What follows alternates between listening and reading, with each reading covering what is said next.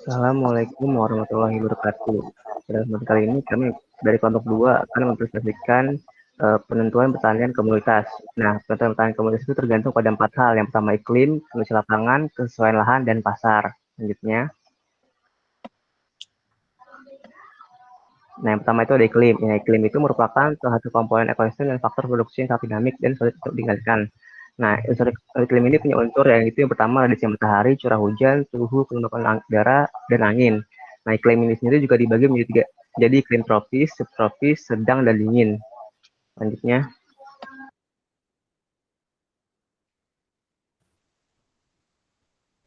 Radiasi matahari. Indonesia terletak pada garis khatulistiwa yang mengindikasikan bahwa Indonesia adalah negara tropis. Indonesia selalu mendapatkan sinar matahari sekitar 10 hingga 12 jam setiap harinya. Berdasarkan hal tersebut, Indonesia memiliki tingkat radiasi matahari yang cukup baik, yakni 4,8 kWh per meter persegi setiap harinya.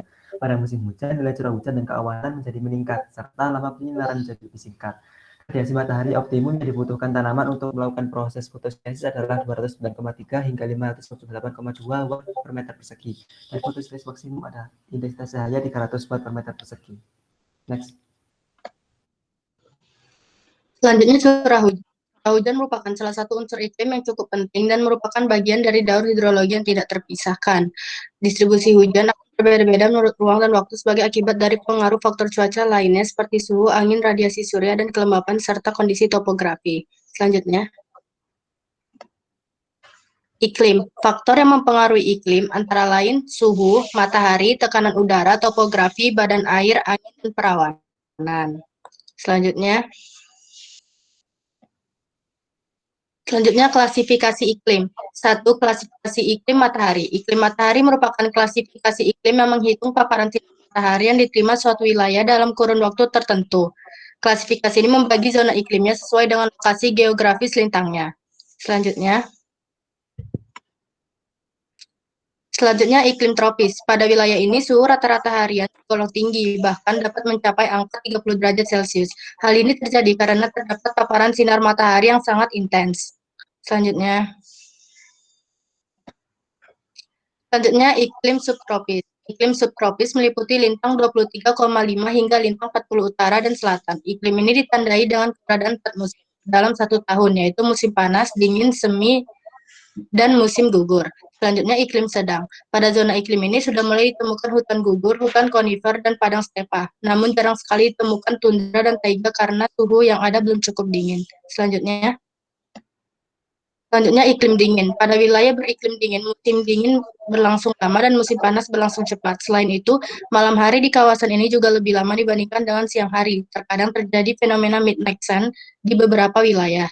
Selanjutnya, iklim sedang. Pada zona iklim ini sudah mulai ditemukan hutan gugur, hutan konifer, dan padang stepa.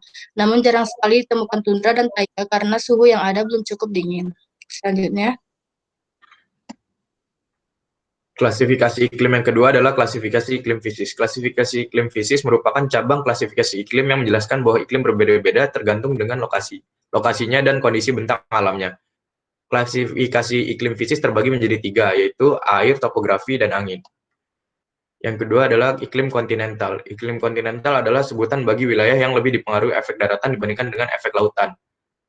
Daerah dengan iklim kontinental umumnya memiliki sifat sebagai berikut. 1. Amplitudo suhu hariannya besar. 2. Curah hujan lebih sedikit. 3. Pada daerah terdapat 4 musim. Iklim maritim. Iklim maritim merupakan istilah bagi zona yang lebih dipengaruhi oleh kedekatannya dengan laut dibandingkan dengan faktor lainnya. Berbeda dengan iklim kontinental, iklim maritim memiliki sifat-sifat sebagai berikut. Yang pertama, amplitudo suhu hariannya rendah. Yang kedua, pada daerah dengan 4 musim, amplitudo suhu tahunannya rendah. Yang ketiga, terdapat banyak awan. Yang keempat, sering terjadi hujan. Yang keempat, pergantian antar musim terjadi secara perlahan. Iklim dataran tinggi. Iklim dataran tinggi memiliki ciri khas sebagai berikut. Yang pertama, udara umumnya lebih kering dan dingin dibandingkan dengan dataran rendah. Yang kedua, terdapat zona bayangan hujan karena efek font. Yang ketiga, terkadang turun salju jika sudah melewati ketinggian tertentu. Selanjutnya adalah iklim muson. Iklim muson memiliki ciri khas sebagai berikut. Yang pertama, setengah tahun bertiup angin yang menyebabkan hujan. Yang kedua, setengah tahun bertiup angin yang menyebabkan kemarau.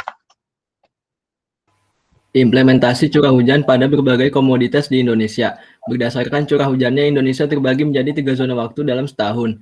Smith-Ferguson mengklasifikasikan iklim berdasarkan ukuran bulan basah, bulan lembab, dan bulan kering. Setiap daerah memiliki rentang waktu yang berbeda dalam setahun antara bulan basah, bulan lembab, dan bulan kering. Klasifikasi ini menggunakan nilai perbandingan antara rata-rata banyaknya bulan kering dan rata-rata banyaknya bulan basah dalam tahun penelitian. Next. Bulan basah adalah bulan yang memiliki curah hujan yang relatif tinggi, sehingga kondisi suatu wilayah lebih dominan basah. Pada bulan ini, komoditas yang biasa ditanam adalah padi, bayam, palawija, dan lain-lain. Bulan lembab adalah bulan yang memiliki curah hujan yang relatif seimbang, sehingga kondisi suatu wilayah lebih dominan lembab. Pada bulan ini, komoditas yang biasa ditanam adalah cabai, terong, dan lain-lain. Bulan kering adalah bulan yang memiliki curah hujan yang relatif rendah, sehingga kondisi suatu wilayah lebih dominan kering. Pada bulan ini, komoditas yang biasa ditanam adalah mentimun, tomat, labu, dan lain-lain. Selanjutnya, suhu. Suhu merupakan ukuran untuk tingkat panas suatu benda, sedangkan suhu udara itu sendiri merupakan derajat panas atau dinginnya suatu udara di permukaan bumi. Suhu udara di permukaan bumi tentunya berbeda. Adanya perbedaan ini disebabkan oleh beberapa faktor, diantaranya lamanya penyinaran sinar matahari, kemiringan sinar matahari, keadaan awan, dan keadaan permukaan bumi. Selanjutnya. Dataran rendah. Dataran rendah merupakan salah satu bagian permukaan bumi yang topografinya rata, yang umumnya disebut sebagai daratan aluvial karena terbentuk akibat proses sedimentasi. Selanjutnya. Karakteristiknya dapat dilihat pada slide berikut, diantaranya ketinggian relatif rendah kurang dari 400 mdpl dan komoditas yang biasa ditanam adalah padi, kelapa, pisang, jagung, bawang merah, tebu, mangga, dan sayuran. Selanjutnya. Dataran medium. Dataran medium adalah bagian permukaan bumi yang berada di antara dataran rendah dan dataran tinggi. Karakteristik dataran medium, ketinggian 400 sampai 700 meter di bawah permukaan laut, permukaan tanah relatif rata, suhu udara di atas 22 sampai 27 derajat Celcius, intensitas cahaya tinggi, komoditas tanaman yang ditanam yaitu padi, buah-buahan, dan sayuran. Dataran tinggi. Dataran tinggi adalah bagian permukaan bumi di daerah tinggi. Karakteristik dataran tinggi, ketinggian di atas 700 meter di bawah permukaan laut, tanahnya subur, suhu udara bawah 20 derajat Celcius, suhu curah hujan tinggi, intensitas cahaya tinggi, komoditas tanaman seperti stroberi, kentang, kubis, teh, kopi, apel, wortel, dan lain-lain. Nah, itu kondisi lahan. Kondisi lahan ini juga penting untuk diperhatikan karena dengan kita menentukan sifat fisik, biologi, kimia suatu tanah, kita juga tahu tanaman apa yang cocok di kondisi lahan kayak gitu. Nah, pada umumnya kondisi lahan ini dibagi jadi dua. Yang pertama lahan kering, dan yang kedua lahan basah. Nah, lahan kering ini dia luasan lahan yang tidak pernah tergenangi air. Sedangkan lahan basah ini lahan yang selalu digenangi atau dijenuhi air dalam suatu waktu atau sepanjang tahun. Selanjutnya.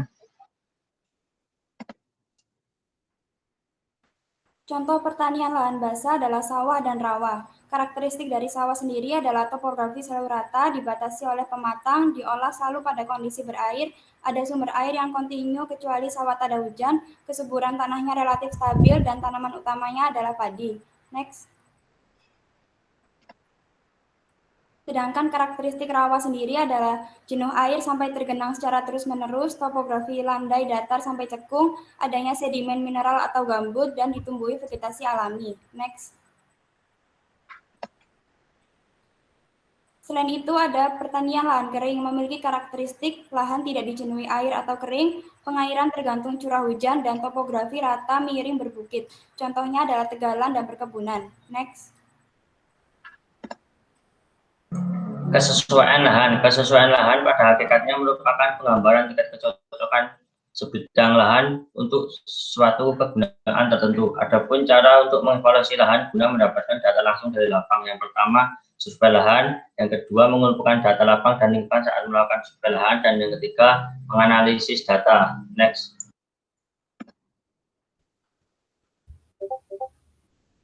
Selanjutnya permintaan pasar. Untuk memilih komoditas dapat dengan berdasarkannya pada permintaan pasar, di mana terdapat masyarakat yang butuh akan komoditas tersebut.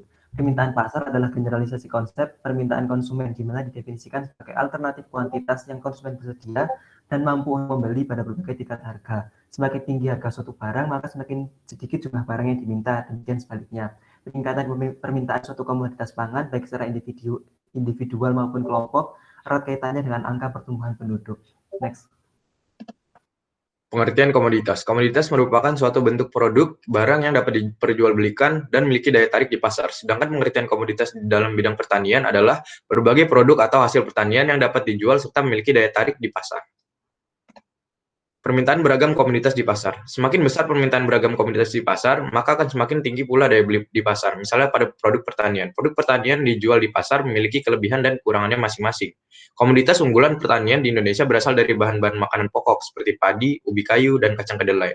Hal ini bisa terjadi karena bahan-bahan tersebut merupakan sumber dari karbohidrat dan merupakan sumber makanan pokok bagi masyarakat di Indonesia. Namun setiap daerah juga memiliki minat dan keunggulan komoditas yang berbeda-beda pada bidang pertaniannya. Mungkin itu saja dari kelompok kami, kurang lebihnya mohon maaf. Wassalamualaikum warahmatullahi wabarakatuh.